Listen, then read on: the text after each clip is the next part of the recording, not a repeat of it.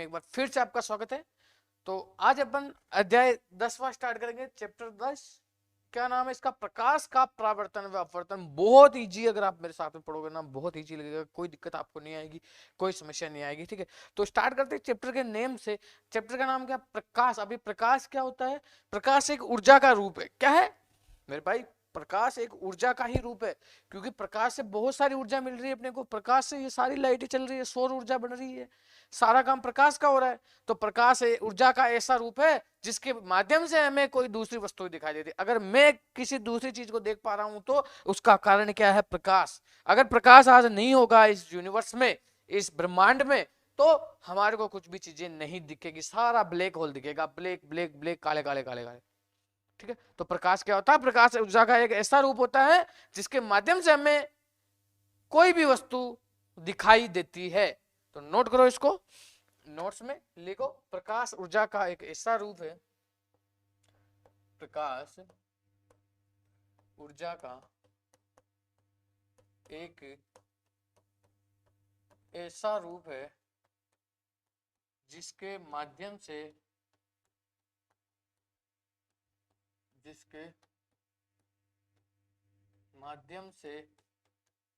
हमें कोई भी वस्तु दिखाई देती है, कोई भी वस्तु दिखाई देती है। ठीक है, अब बात करते हैं प्रकाश के गुण। तो आप थोड़ा सा इधर समझो प्रकाश के गुण। प्रकाश है ना, हमेशा एक सीधी रेखा में गति करता है। प्रकाश ऐसे यूं ऐसे गति कभी नहीं करता, हमेशा सीधी रेखा में गमन करता है। ठीक है, पहला तो हो गया, प्रकाश सीधी रेखा में गमन करता है। तथा प्रकाश एक विद्युत चुंबकीय तरंग है। कौन सी तरंग है मेरे भाई? विद्युत चुंबकीय तरंग। इसलिए उसको संचरण के लिए कोई माध्यम की आवश्यकता नहीं होती। वो हवा में भी संचरण कर लेता है, बह लेता है, और कांच में भी बह लेता है, पानी में भी बह लेता है, तमाम चीजों में वो बह लेता है। यानी उसको कोई माध्यम की आवश्यकता नहीं होती है। सेकंड समझ में आया? थर्ड क्या होता है? प्रकाश का जो वेग होता है 3.0 इंटू 10⁸ मीटर बटा सेकेंड होता है।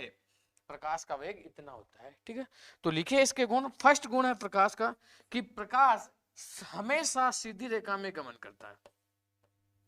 प्रकाश हमेशा सरल या फिर सीधी रेखा में गमन करता है, सीधी रेखा में गमन करता है। प्रकाश हमेशा सीधी रेखा में गमन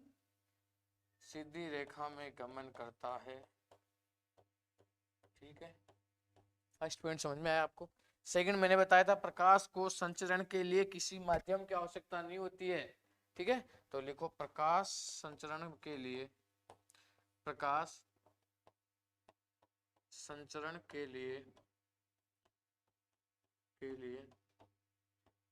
किसी भी माध्यम की आवश्यकता नहीं होती, किसी भी माध्यम की आवश्यकता नहीं होती है, ठीक है, थर्ड पॉइंट लिखते हैं अपन इसमें। तो प्रकाश का वेग कितना होता है? प्रकाश का वेग कितना होता है? 3.0 इंटू 10⁸ मीटर बटा सेकेंड। यानी आप इसको एक बार कल्पना करोगे ना कि कितना होता है, यानी एक सेकंड के अंदर कितने मीटर चलता है। देखो 3 के आगे 8 जीरो लगो, 1 2 1 2 3 4 5 6 7 8। कल्पना करोगे एक सेकंड में कितना मीटर चलता है वो। इकाई, दाई, सैकड़ा, हजार, 10,000, लाख, 10,00,000, करोड़, 10 करोड़। यानी अगर इसको मीटर में बदलूं, मैं किलोमीटर में बदलूं, तो 1,000 का भाग दे दूं, 1,000 का 3 जीरो से 3 जीरो कट गया। इसका मतलब 1 2 3 4 5 6 इकाई, दाई, सैकड़ा, हजार, 10,000, लाख, 3 लाख किलोमीटर एक सेकंड में गति कर लेता है। कल्पना करोगे आप, प्रकाश का वेग इतना होता है मेरे भाई, छोटी मोटी चीज नहीं। 3 लाख किलोमीटर एक सेकंड के अंदर गमन कर लेता है। भारी चीज है यार, ऐसे हल्के मतलब प्रकाश को। ठीक है, तो ये प्रकाश के कुछ गुण हो गए। पहला गुण क्या रहेगा? प्रकाश हमेशा सीधी रेखा में गमन करता है। दूसरा क्या रहता है? प्रकाश संचरण के लिए किसी माध्यम की आवश्यकता नहीं होती है। और तीसरा, प्रकाश का वेग कितना होता है? 3.0 इंटू 10⁸ मीटर बटा सेकंड होता है। कोई दिक्कत नहीं होनी चाहिए आपको। चलिए नेक्स्ट पढ़ते हैं अपन। अब बात आती है बहुत इंपॉर्टेंट टॉपिक है, प्रकाश का परावर्तन क्या होता है समझना। देखो, प्रकाश का परावर्तन के लिए हमें चाहिए एक कांच।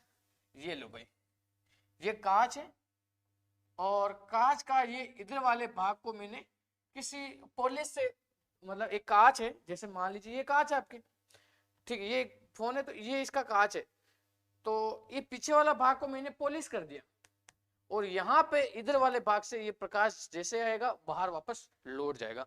इसका मतलब मान लीजिए ये प्रकाश की किरण आई, प्रकाश की किरण ये आई, ठीक, यहाँ ये प्रकाश की किरण आई, ठीक है, और जहां पर इसके इस कांच के लंबवत एक रेखा खींचते हैं, इसको अपन बोलते हैं अभिलंब, ठीक है, इस कांच के लंबवत एक रेखा खींच दी, इसको मैंने बोल दिया मेरे भाई अभिलंब, ठीक है, ये हो गया आपके अभिलंब, ठीक। तो ऊपर मान लीजिए कांच के अंदर का माध्यम, ये कांच है मान लीजिए इधर ये नीचे, अब कांच का जो माध्यम है वो अलग होगा, हवा ऊपर का माध्यम अलग नीचे का माध्यम, तो इसको माध्यम एक बोल दो, ठीक है, ऊपर वाले माध्यम को माध्यम एक बोल दो, नीचे वाले माध्यम को माध्यम दो बोल दो, ठीक। मान लीजिए यहाँ ये अभिलंब को मान लीजिए अपन एक नाम दे देते हैं एक्स वाई अभिलंब, अभिलंब का नाम दे दिया मैंने मन से एक्स वाई, ठीक है। ये रेखा आई ए बी, मान लीजिए ए रेखा आई और ओ पर इसने आपतित कराया, ये ओ बिंदु है, अब ये वापस परावर्तित हो गई इधर, ठीक है, तो ये गई तो ओ बी बोल दो इसको, ठीक है, यानी ए ओ सरल रेखा एक प्रकाश की किरण है, इस कांच पर आपतित हुई और ओ बी दिशा में वापस ये चली गई। इसका मतलब यहां आप देखोगे कि जिस माध्यम से किरण आई उसी माध्यम में वापस लौट गई, नीचे नहीं गई मेरे भाई वो, हालांकि 95% ऊपर जाता है, 5% नीचे जाता है, लेकिन वो अपने को कोई मायने नहीं रखता, इसलिए अपन कहते हैं कि ये किरण जैसे आई, जिस माध्यम से आई उसी माध्यम में वापस लौट गई, यानी प्रकाश की किरण का अपने ही माध्यम में वापस परावर्तन होना, वापस परावर्तित होना प्रकाश का परावर्तन कहलाता है। प्रकाश की किरण का किसी माध्यम से टकरा के वापस उसी माध्यम में लौटना क्या कहलाता है? प्रकाश का परावर्तन, क्योंकि ये इससे एक में ही थी और वापस एक में ही आई ना, ठीक है। तो इसमें आप इसकी परिभाषा लिखो, प्रकाश की किरण का, प्रकाश की किरण का किसी दूसरे माध्यम से टकराकर वापस उसी माध्यम, कौन सा माध्यम है वो, देखो दूसरे माध्यम में, इसको दो कोष्टक में दो लिख दो, दूसरे माध्यम, या फिर दूसरे माध्यम यानी दो लिख दो इसको, ठीक है। टकराकर प्रकाश की किरण का लिखो यहां पर, दूसरे माध्यम से टकराकर, एक बार इसको सही ढंग से लिखो यार, सही नहीं लिखी, देखो ऐसी घटना प्रकाश की जिसमें प्रकाश की किरण वापस जिस माध्यम से आती है उसी माध्यम में वापस लौट जाती है, तो उसे अपन क्या कहते हैं? प्रकाश का परावर्तन, ठीक है। तो ऐसी घटना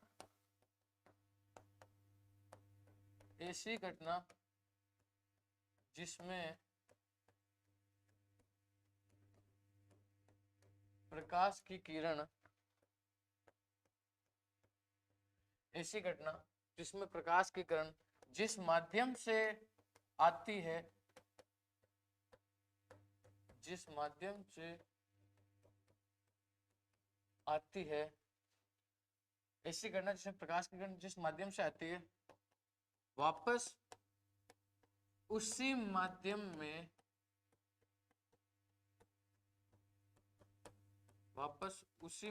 में लौट जाती है, तो इसे प्रकाश का परावर्तन कहते हैं, तो इसे प्रकाश का परावर्तन कहते हैं। कोई दिक्कत, कोई परेशानी नहीं है, ठीक है। जिस माध्यम से किरण आई उसी माध्यम में वापस लौट गए, तो इसे प्रकाश का परावर्तन यानी रिफ्लेक्शन कहते हैं, इंग्लिश में इसको बोलते हैं रिफ्लेक्शन। रिफ्लेक्शन। ठीक है, बात करते हैं अब एग्जाम में आता है कि परावर्तन के नियम लिखो। ऐसा आएगा कि परावर्तन के नियम लिखो। अब तो यहां मैं आपको लिखा रहा हूं परावर्तन के नियम। परावर्तन के दो नियम होते हैं, बहुत इजी, एक ही बार में आपको समझ में आ जाएगा। परावर्तन के नियम, पहला नियम क्या है, समझना कोशिश करना कि एक तो ये तो रही आपतित किरण, ये ए ओ, ये जो किरण है ए ओ, इसको अपन क्या कहेंगे आपतित किरण। यहां मैं लिख रहा हूं ए ओ क्या है, आपतित किरण, यानी जो आई उसको कहेंगे आपतित किरण। इसको बोलते भी आई है, आई से दिखाते हैं आपतित किरण आई। ठीक है, और ये जो ओ बी है ना, ओ बी, ये क्या है, वापस परावर्तित हो गई, इसलिए इसको बोलते हैं परावर्तित किरण। परावर्तित किरण, इसको रिफ्लेक्टेड है ना, इसको आर से दिखाते हैं। ठीक है, तो क्या होगा, एक तो परावर्तित किरण, आपतित किरण, और ये आपके लग गया अभिलंब, ये नीचे इसके कोई मायने नहीं रखता, यहां से ये अभिलंब को मापते हैं। ठीक है, और एक हो गया आपके पास अभिलंब। अभिलंब तीनों एक ही माध्यम में, देखो ये आपतित किरण है, ये अभिलंब है, और ये परावर्तित किरण, तीनों एक ही माध्यम। तो फर्स्ट नेम क्या लिखना आपको, आपतित किरण, परावर्तित किरण तथा अभिलंब तीनों ही एक ही माध्यम में विद्यमान होते हैं। ठीक, सेकंड क्या होता है कि मान लीजिए ये आपतित जो किरण है, ये आपतित जो किरण है, उसने अभिलंब के साथ मान लीजिए कोण आई बनाया, मान लीजिए 30 बनाया हो, कुछ भी ऐसे 30 डिग्री बनाया, तो जब परावर्तित किरण है वो भी वापस परावर्तन कोण उतना ही बनाएंगे।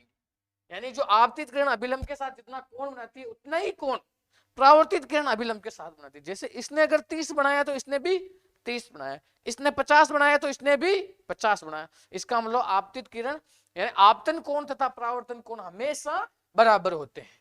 इसको एक तो आपतन कोण कहते हैं, कोण कहते हैं, और इसको परावर्तन कोण कहते हैं, परावर्तन। कोई दिक्कत नहीं है। तो फर्स्ट नेम आप लिखेंगे इसमें कि आपतित किरण, परावर्तित किरण तथा अभिलंब तीनों ही एक ही माध्यम में उपस्थित होते हैं। लिखो आपतित किरण,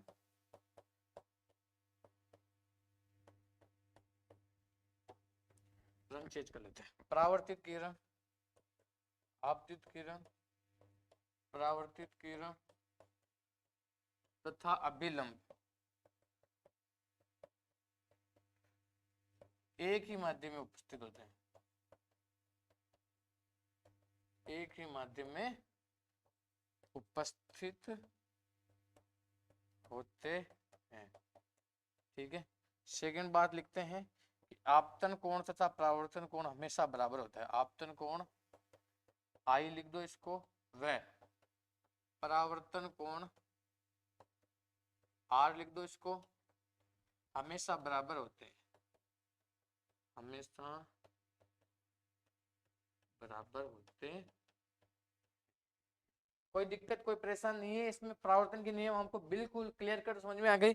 चलिए नेक्स्ट अपन देखते हैं, बात करते हैं प्रतिबिंब क्या होता है ना। तो जहां पर प्रकाश की दो किरणें बनती है वहां पर प्रतिबिंब बनता है।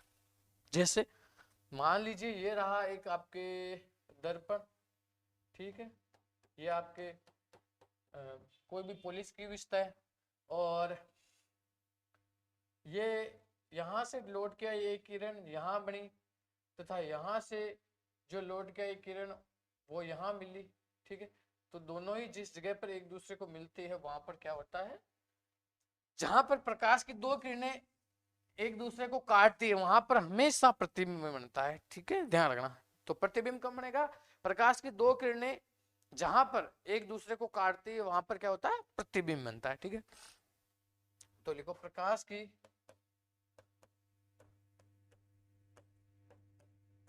दो किरणें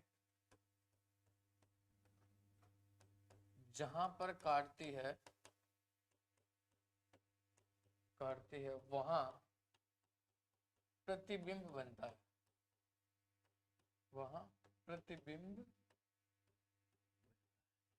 अब ये प्रतिबिंब भी दो प्रकार के होते हैं, एक तो होता है आपके पास वास्तविक प्रतिबिंब, क्या होता है, एक तो होता है वास्तविक प्रतिबिंब, एक होता है आपके आभासी प्रतिबिंब। फर्स्ट तो वास्तविक हो गया, सेकेंड हो गया आपके पास आभासी प्रतिबिंब। ठीक है, आभासी प्रतिबिंब। अब देखना वास्तविक प्रतिबिंब क्या होता है, समझना, आगे अपन पढ़ते हैं। चलिए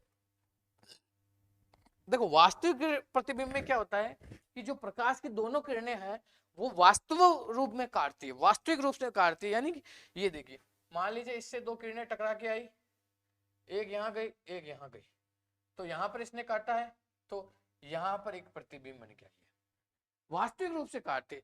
लेकिन आभासी प्रतिबिंब में क्या होता है, वो काटती हुई प्रतीत होती है। जैसे एक यहाँ आई एक यहाँ, इसको पीछे बढ़ाएंगे तो इस जगह पर ये काटती हुई प्रतीत हो रही है, काटती हुई प्रतीत होती है। वास्तविक प्रतिबिंब में क्या होता है, दो किरणें प्रकाश की वास्तविक रूप से काटती है, और आभासी में क्या होता है, वो दो किरणें काटती हुई प्रतीत होती है। ठीक, अब क्या होता है कि वास्तविक प्रतिबिंब में क्या होता है, मान लीजिए यहाँ पर ये ए बी है या ए बी बिंब है, तो इसको ये जब बनेगा इस प्रकार से ए बी, यानी कि ये खड़ा था ये उल्टा हो गया, तो वास्तविक प्रतिबिंब में प्रतिबिंब उल्टा बनता है हमेशा, ध्यान रखना। ठीक है, वास्तविक प्रतिबिंब में अपने को प्रतिबिंब क्या होता है, हमेशा उल्टा प्राप्त होता है, और जबकि आभासी प्रतिबिंब में क्या होता है, बिंब हमेशा सीधा प्राप्त होता है। ठीक है, ये दोनों आप चीजें एक बार नोट कर लीजिए। चलिए एक बार ये लिखते हैं, वास्तविक प्रतिबिंब में लिखे यहां पर, वास्तविक प्रतिबिंब में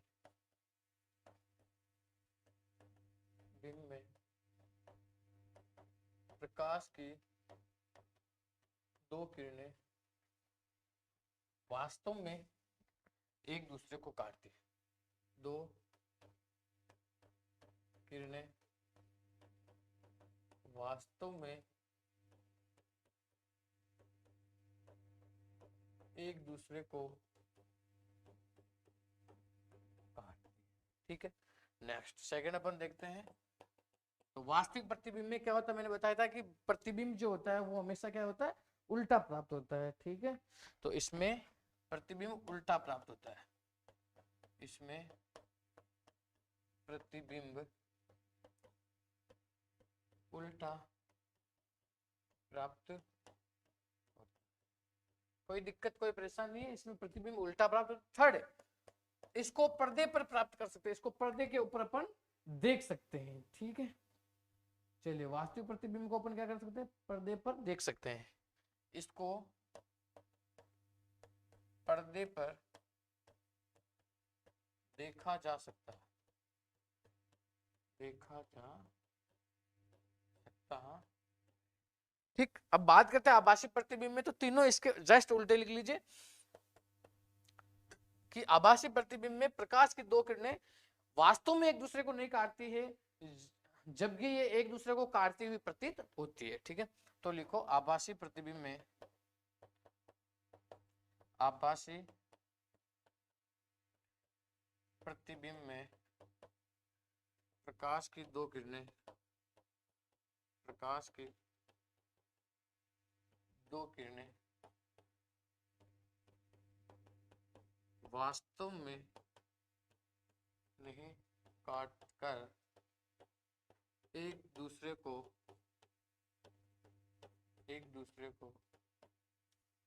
काटती हुई प्रतीत होती है, एक दूसरे को काटती हुई प्रतीत होती है,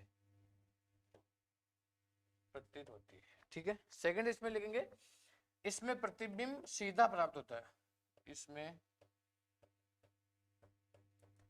प्रतिबिंब, क्या दिक्कत आ रही है, सीधा प्राप्त होता है, सीधा क्या रे यार, सीधा प्राप्त, अरे यार होता है। ठीक है, नेक्स्ट थर्ड, इसको पर्दे पर नहीं देखा जा सकता है, इसको पर्दे पर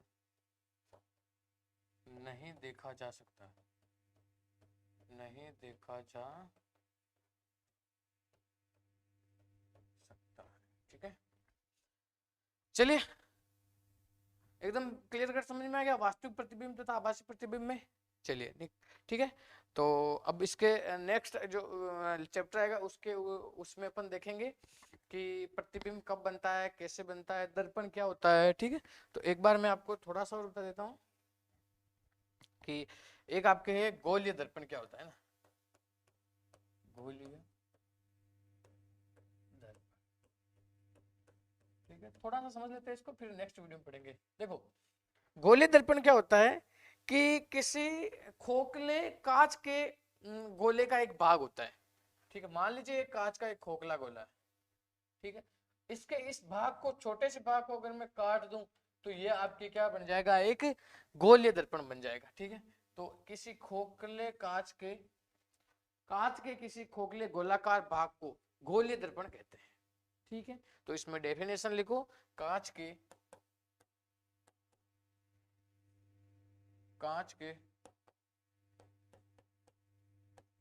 किसी खोखले गोला खोखले कांच के, इसे लिखो यार इसको, किसी खोखले कांच के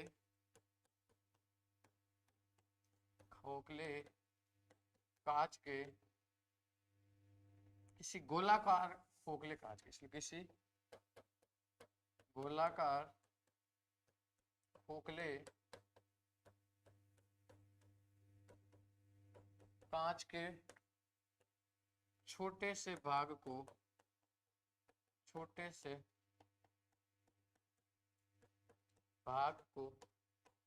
दर्पण कहा जाता है। छोटे से भाग को दर्पण कहा जाता है। ठीक है, अब ये जो दर्पण होते हैं दो प्रकार के होते हैं, है ना। चलिए इन दो प्रकार के दर्पण को कल लेक्चर में अपन पढ़ेंगे। अभी के लिए इतना। वीडियो अच्छा लगा हो तो लाइक करना, शेयर करना, अपने दोस्तों को भी इसलिए बताना। चलिए अगले वीडियो में फिर मिलते हैं। अभी के लिए इतना ही। जय हिंद, जय भारत दोस्तों, थैंक यू सो मच।